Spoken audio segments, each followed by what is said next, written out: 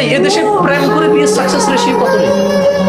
এই জাহেল ছেলে আরেকজনের মেয়ের জীবন নষ্ট করিস। তুই বল না, তুই বল 100 জন পোলা মাইয়া প্রেম করে কয়জনের বিয়ে হয়?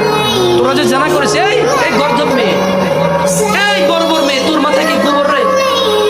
মা বাপ না হয় জাহেল, বুঝলাম তোর জান্নাতের বিষয়ে খেয়াল রাখে না। বোন আমার, তোর বয়স 14-15 হয়েছে না?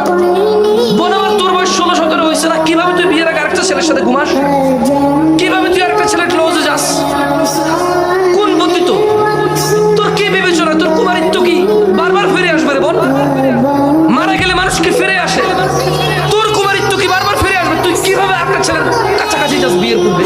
জানালা বিচারে লিপ্ত হস, স্বামীকে কি জবাব দিবি রে বোন আমার? পারবি, কোনো চিন্তা নাই।